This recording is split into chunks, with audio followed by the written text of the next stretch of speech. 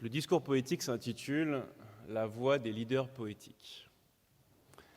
Ô capitaines, mes capitaines, la poésie d'un peuple est l'élément de son progrès, disait Victor Hugo. Alors quel sera le prochain projet de l'humanité pour éclairer de nouvelles contrées en accord avec nos idéaux ?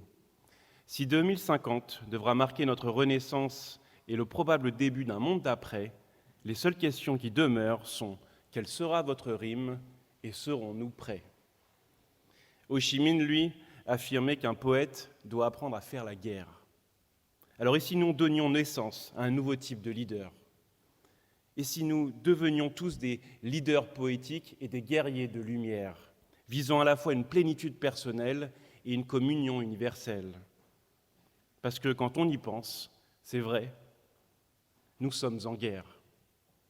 Plus précisément, nous sommes en guerre contre ceux qui sont en guerre contre la vie sur Terre, cette fameuse GVT, la guerre contre la vie sur Terre. Si l'humanité l'a déclarée, seule notre humanité profonde pourra la réparer. Répondons avec des âmes de paix, déterminées à dire non à un système passé. Changeons l'histoire avec nos histoires, nos différences feront la différence. Car il n'y aura pas de retour à la normale ou à la normale. Donc réinventons une nouvelle quête du Graal, tel un retour à l'essentiel, sans bien ni mal. L'humanité dans sa plus belle version originale, connectée au monde végétal, à son instinct animal et ses vertus cardinales. Celle qui se bat pour ce qui est vital et non pas ce qui est viral.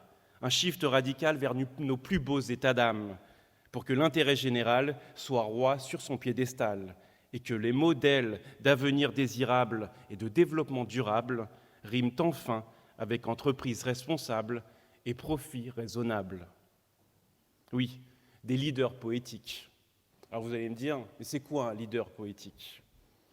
Peut-être est-ce un leader autant inspirant qu'apaisant, émouvant qu'impactant, éloquent qu'influent, éclairé qu'éclairant, confiant que conscient, connecté au vivant, réinventant, réenchantant, coécrivant, prêt à mettre tous les sacrifices dedans et les bénéfices devant, révolutionnaire à l'imaginaire visionnaire, alchimiste idéaliste, artistique et empathique, équilibriste, rêveur, doueur, car poésie signifie créateur, pleinement présent dans son flot et son élan, osant mettre des mots sur les mots des éléments, nous élevant en défendant sa cause au gré du vent, pour nous guider ensemble vers notre apothéose, dans cette métamorphose du cosmos en osmose, du jeu au nous dans la conscience d'un tout, car aujourd'hui nous avons tous rendez-vous avec le futur, et en fait nous sommes tous ce futur, ce RDV, ou plutôt nous sommes tous des RDV, des responsables du vivant. Telle est la voix des leaders poétiques en charge du réenchantement, car le monde ne mourra pas par manque de merveilles, mais par manque d'émerveillement. Et si l'être humain est bon intrinsèquement et que tout dépend de son environnement, reconnectons-nous harmonieusement à la beauté de la nature et à la splendeur de notre essence, car nous sommes cet heureux événement sur le calendrier de l'après, au loin, devant. Je voudrais maintenant vous proposer un petit moment de méditation et vous inviter à fermer les yeux quelques instants. Imaginez le monde en 2050. Si l'on ne fait rien. Incendie, inondations, sécheresse et grands voiles de pollution, hiver nucléaire, réfugiés climatiques, famine et crise sociale en action, océans plastiques, guerre civile, déséquilibre, nos navires à la dérive et nos enfants malades en assistance respiratoire au milieu d'un gigantesque désert médical. Je ne suis pas une légende et je n'ai pas envie d'en être, ni que la planète à long terme nous héberge tel un squelette. J'ai envie de vivre, de bien-être et de changer aujourd'hui pour mettre mon petit grain de ciel dans ce qui sera la plus grande crise de ce siècle. Alors écoutons les murmures de la nature, réclamant un bol d'air pur, avant d'atteindre le stade irrémédiable de l'usure. Préservons notre planète comme si c'était un être cher, notre progéniture, notre projet futur. Dans cette grandeur nature qui fait la force de nos cultures, battons-nous comme Ben-Hur, le cœur vaillant du roi Arthur, tels des êtres humains enfin matures. Victor Hugo disait « De la révolution à l'harmonie ». Nous disons des révolutions à l'harmonie, de l'élévation à la belle vie, pour que l'on sème à la folie des graines sur le champ de tous les possibles. Soyez ces révolutionnaires pro la terre, des actionnaires pour la terre, des artisans du vivant et des activistes de l'avenir que l'on ne peut plus taire. Oui, ensemble, nous tous, leaders poétiques, ce combat pour la vie sur terre sera épique. Seul on va vite, mais unis on devient fantastique. 8 milliards d'humains dans une même équipe, munis de rêves utopiques, d'âmes empathiques et un horizon bénéfique. L'avenir sera magique ou tragique, dépendant de notre action ou inaction collective, car nous sommes cette régénération iconique, alors continuons d'œuvrer pour des paradis écologiques à l'encontre de ces maladies économiques et de l'inertie systémique. Donc quand je dis « nous sommes », je dois entendre tout le monde sur cette partie gauche de la salle dire des leaders poétiques, et quand je dis tous, j'entends toute cette partie droite dire responsables du vivant. Nous sommes tous. Merci et bravo ces 3D. Vous êtes désormais 300 membres, porteurs d'une même voix puissante, pour coécrire l'avenir en tant qu'avant-garde du post-capitalisme, avec 300 alliés parsemés dans différentes vallées, telle une armée entre âmes et aimés aux portes de l'humanité. Alors, cher DDD, cher directeur du développement durable, je me suis demandé ce que signifiait cette lettre D, tant répétée. D comme le devoir de changement radical face à cet enjeu sociétal et environnemental vital. D comme la direction vers un monde plus soutenable et bien plus désirable. D comme les droits du vivant et de la nature enfin pris en compte de résultats. D comme la transformation en douceur et pas forcément dans la douleur. D comme la défaite de ce dogme de la croissance absolue et de la rentabilité à tout prix. D comme la décroissance en transition pour atteindre un rythme stable de prospérité équilibrée.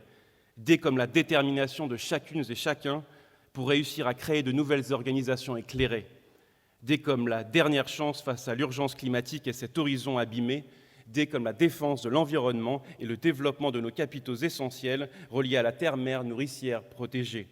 Et enfin D comme la devise de l'avenir dans le triptyque sobriété, humanité et biodiversité pour une durée de vie élargie pour notre humanité dans son ensemble préservée.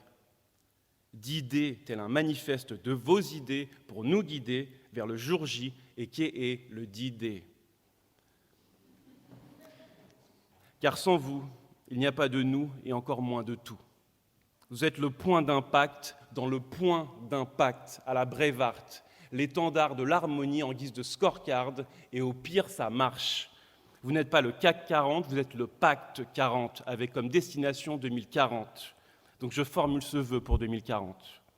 Que la Terre nous enchante d'une biosphère abondante, que l'humanité soit vivante d'une vie d'amour bienveillante, l'humaine comédie après Dante, harmonieuse étoile brillante, fin de la descente de la mort lente, remontons la pente telle une plante. Vous avez le nombre et vous n'êtes pas des ombres. Vous avez le monde pendu à votre montre. Vous êtes la lumière quand chez eux il fait sombre, sans langue de boîte, comme dans la caverne de Platon. Donc dans votre COMEX ou conseil d'administration, prenez la parole et opposez-vous à vos patrons. Osez dire « non, investissons vraiment dans la décarbonation ». Les trous que l'on creuse pour chercher gaz, profit, pétrole, charbon seront peut-être demain les cimetières de notre civilisation dans l'attente de son pardon. Votre rôle à vous est de donner cette impulsion du changement de notre ère. Créer des équipes et rassembler des partenaires, tout en bougeant sur des cases mobiles vers de nouveaux modèles d'affaires. Alors soyez flexibles, agiles et habiles. Quand le sort du monde vacille, il est venu le temps de faire ce qui est juste et pas juste ce qui est facile. De faire ce qui est juste et pas juste ce qui est facile. Recentrer le cap avec de vraies obligations de résultats vers un modèle sobre, circulaire et régénératif. Inventer la prochaine étape du système économique et financier avec un quadruple A pour alignement, alliance, âme et amour. Alignement, alliance, âme et amour. Arrêtons de croire juste en l'innovation technologique, la croissance verte et tous ces blablabla, mais partez en quête d'alliés pour faire émerger une sobriété adaptée en guise de nirvana et ainsi switcher du toujours plus ou mieux au mieux avec moins, tel un respectueux gala avec Gaïa. Le temps n'est plus aux chemises décolletées, mais bel et bien aux devises révoltées. Plus de masques de société, de yes-man résiliés, juste vous, chers humains, conscients, vivants et œuvrant dans ce monde présent, faisant partie de cette possible équipe de rêve qu'est l'humanité. Arrêtez d'accepter la fatalité et connectez-vous à l'immensité. L'élévation est notre révolution dans la régénération de vos entreprises à mission. Il n'y a plus de temps pour les justifications et les tergiversations. Rêvez avec ambition et guidez vos équipes avec passion, anticipation et conviction. Oui, changez le statu quo et devenez ces héros du net zéro, le vrai net zéro réel, pas le faux. Plus de greenwashing ou de mauvais storytelling, mais un story doing pour un vrai win-win-win for the living. Et si vous réussissez une chose dont vous pourriez être fiers, c'est précisément cette bascule du modèle d'affaires de votre employeur, du besoin de rentabilité des actionnaires au besoin tout court de la Terre, pour atteindre cette vitesse de croisière en phase avec les limites planétaires. Et si un nouveau monde se crée, comme un être se crée, c'est-à-dire en prenant soin, alors la connexion au vivant passera par l'émailloticien, pour faire accoucher vos collaborateurs du besoin réel de changement et des voies possibles de transition, tel un leadership d'éclosion, de solution, un leadership par l'influence, en cohérence et en conscience. D'autre part, si la prise de pouvoir est une lutte et qu'il faudra la force et le courage de Hulk pour changer les croyances d'un système comme d'un culte, sachez que l'important demain sera l'atterrissage planétaire et non pas la chute, quand il sera trop tard pour dire « zut ». Alors, chers leaders poétiques, formulons ensemble cette promesse. Je m'engage, avec détermination, amour et courage, à transformer mon entreprise de manière radicale vers un avenir plus vivable et durable, la vie au-delà des super profits, un futur en harmonie et la terre en nouveau paradis. La bonne nouvelle dans tout cela est qu'il y a déjà de belles avancées dans ce grand retour à l'essentiel. Donc célébrons les victoires qui seront demain de grandes évolutions.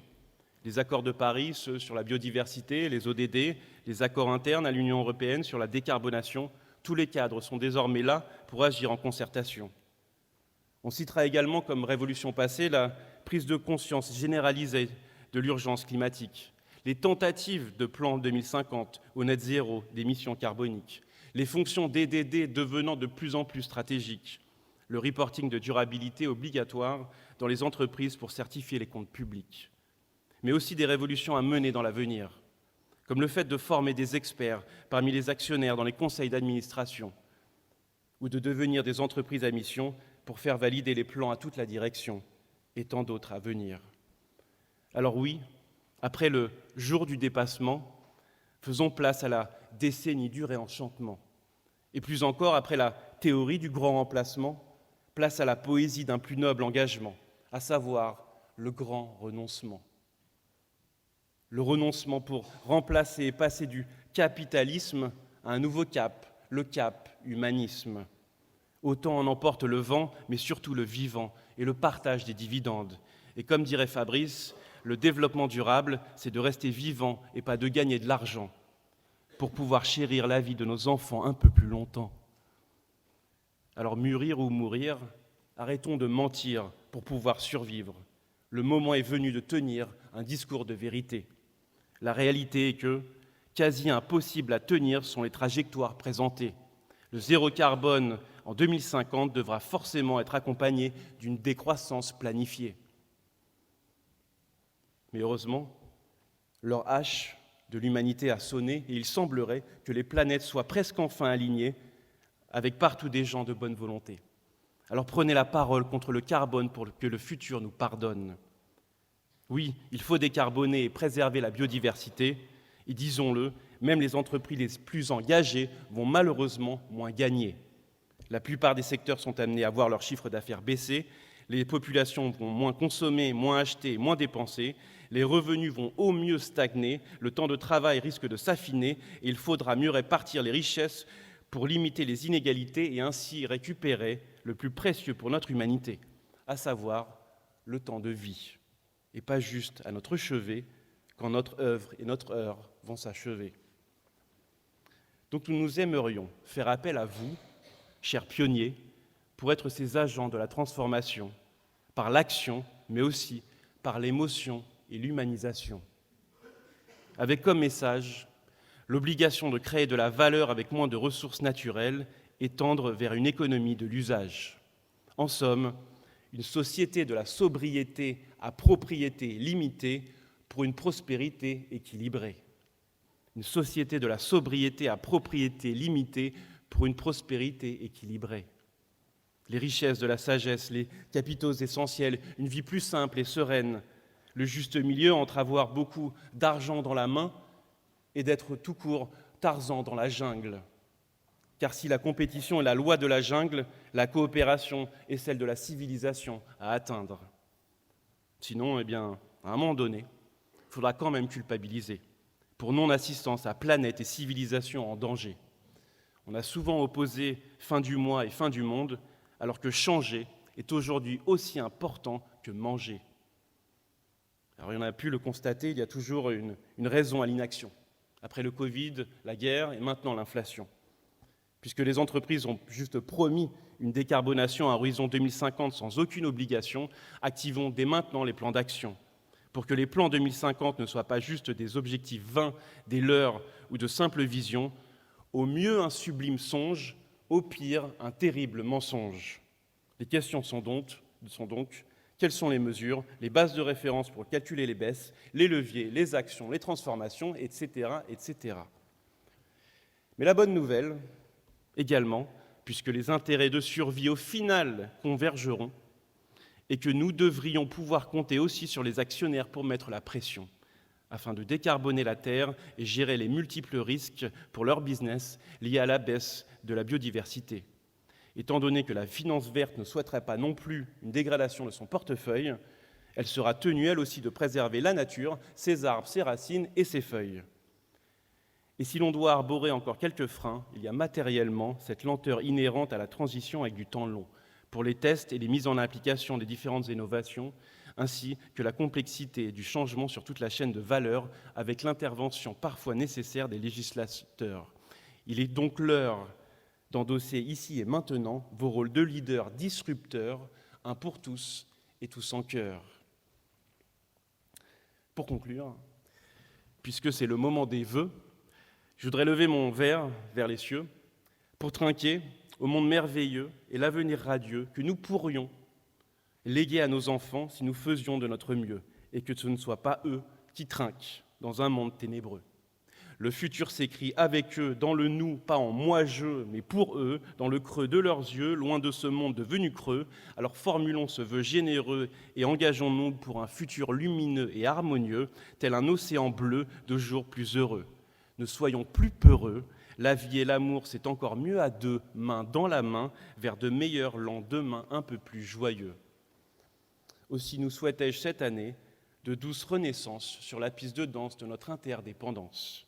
Que fleurisse l'économie circulaire dans la préservation des ressources naturelles. Et sur toute la chaîne de valeur, place à la sobriété, de l'efficacité énergétique à la baisse de la production, de l'éco-conception jusqu'au recyclage et la revalorisation. Visons demain une prospérité sans croissance, une vitesse de croisière pour l'univers dans le respect des limites planétaires, dans le respect des limites dynamiques planétaires. En somme, des profits raisonnables au service d'un avenir soutenable.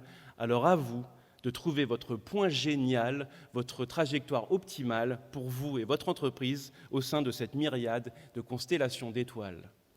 Pour finir, comme dit ce sage proverbe indien, lorsque l'homme aura coupé le dernier arbre, pollué la dernière goutte d'eau, tué le dernier animal et pêché le dernier poisson, alors il se rendra compte que l'argent n'est pas comestible. Alors mes chers amis humains, je dirais dans un dernier souffle de vie qu'un profit ne vaut rien et que rien ne vaut la vie. La fête de l'illusion est belle mais bien finie, place désormais à l'harmonie dans un monde infini. Donc quand je dis les profits, je voudrais tout le monde voir. Quand je dis les profits, je voudrais voir tout le monde crier au service de la vie. Les profits. Les profits, les profits, telle sera la voie, nous sommes tous des leaders poétiques et tous responsables du vivant.